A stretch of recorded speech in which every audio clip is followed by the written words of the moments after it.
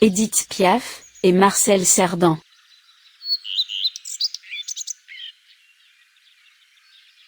Une romance inattendue, entre deux figures légendaires. Délaissée par ses parents, Piaf, au sommet de sa gloire, trouve enfin le grand amour. Auprès du boxeur Marcel Cerdan, lors de leur performance, aux États-Unis. Mais, le destin en a décidé autrement. Et la tragédie frappe.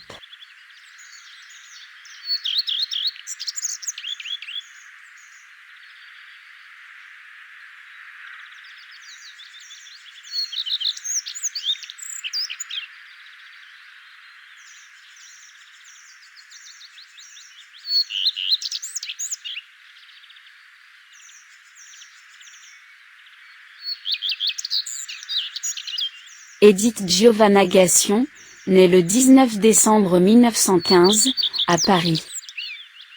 Sa mère l'abandonne. Et tout bébé, elle passe presque 2 ans, auprès d'une grand-mère miséreuse, qui prend très peu soin d'elle.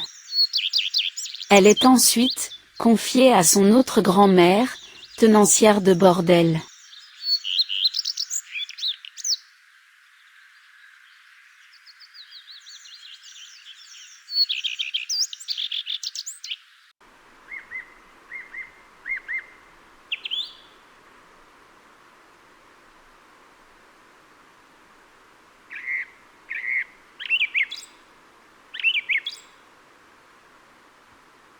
Mais, elle part sur les routes, avec son père, à l'âge de 8 ans.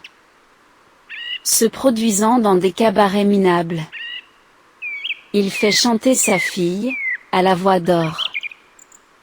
Surnommée, la môme Piaf, pour récolter quelques deniers. À 13 ans, elle s'émancipe de la figure paternelle, pour partir dans les rues, avec son amie, Momone.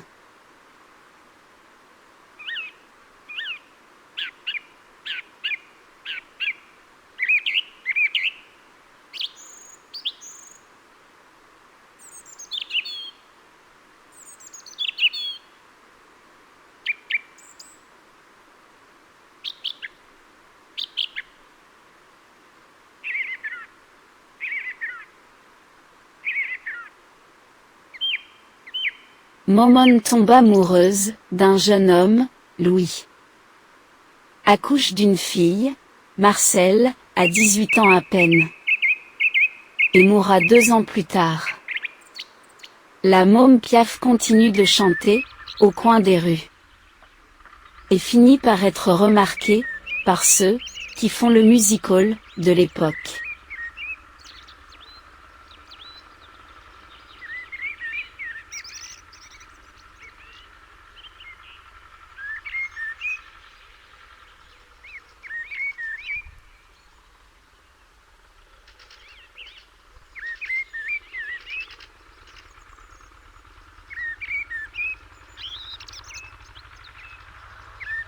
Sa voix exceptionnelle, et ses humbles débuts, en tant que jeune artiste, ont ému le public.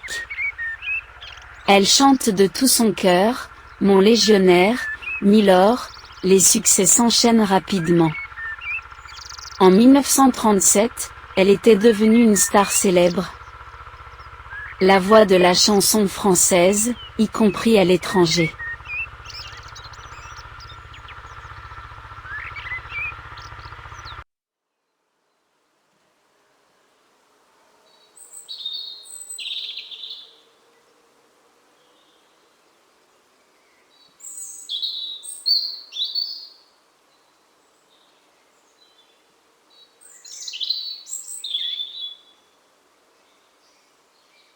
Elle triomphe dans les plus grandes capitales, et accumule les aventures, avec des artistes du moment. De Paul Meurice, à Yves Montand. En 1946, elle écrit « La vie en rose », qu'elle chantera 2 ans plus tard, lors de sa tournée américaine.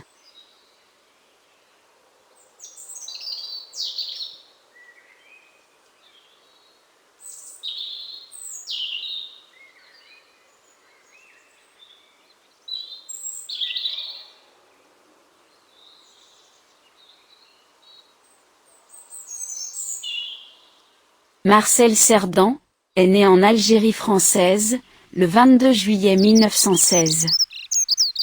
Avant que toute la famille ne parte s'installer au Maroc.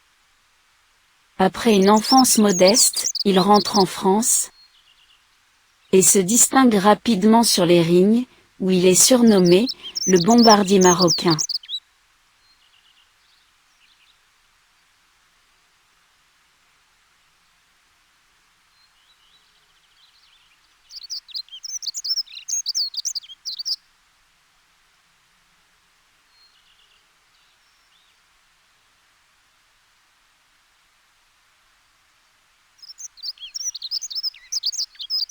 Il terrasse tous ses adversaires, et accumule les performances.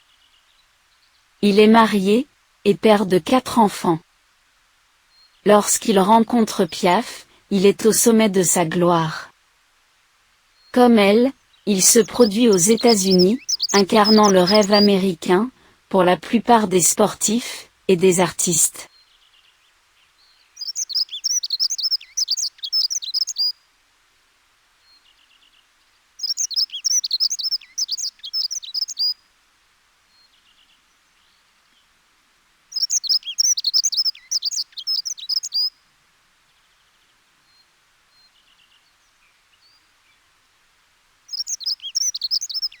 Il est présent au cabaret, le Versailles, à New York, en 14 janvier 1948. Il est venu applaudir sa compatriote, après ses derniers combats de boxe, qui ont fait de lui, un champion de France, et d'Europe. Ils tombent immédiatement amoureux, l'un de l'autre.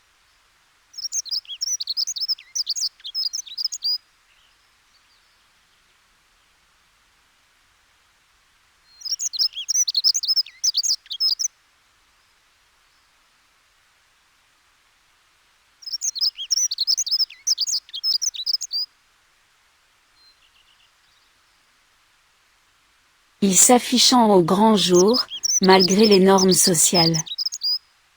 Inspirée par sa passion, elle écrit « Hymne à l'amour ».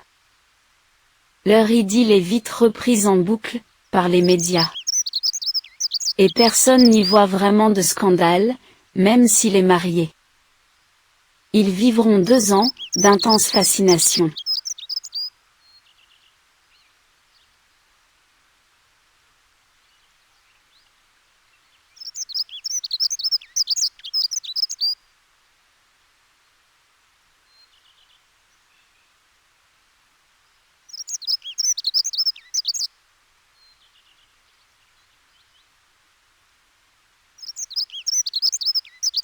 Leur passion se termine tragiquement, le 27 octobre 1949. Alors qu'Edith le supplie, de venir la rejoindre à New York, il manque de rater son avion, dans lequel il n'y a plus de place. Un couple lui cède alors les siennes.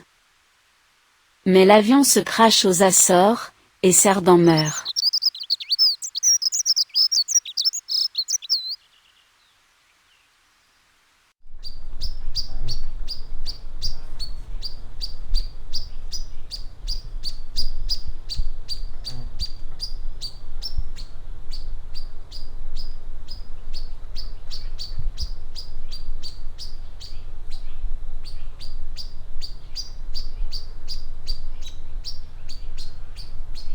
Piaf est anéantie.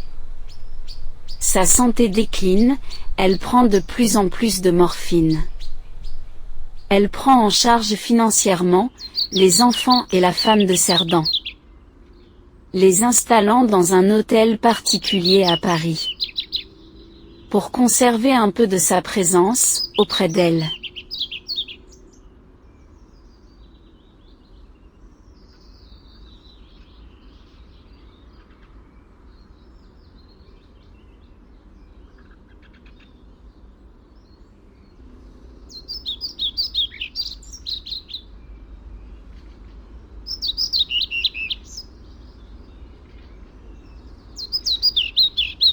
Elle collectionnera les amants, et se mariera en 1952, avec le chanteur Jacques Pille, dont elle divorcera.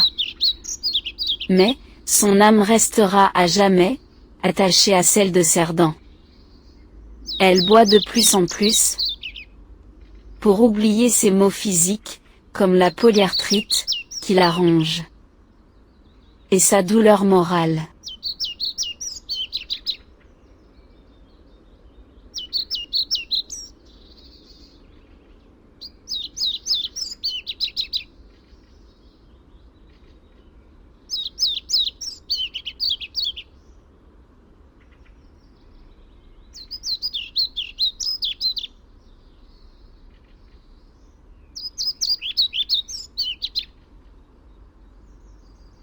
Dépendante à la morphine, elle s'écroule en plein concert. Subit maintes opérations. Et meurt le 10 octobre 1963, à 47 ans, d'une rupture d'anévrisme. Piaf et Cerdan ont vécu une passion fulgurante, qui a laissé son empreinte indélébile dans le répertoire de la chanson française.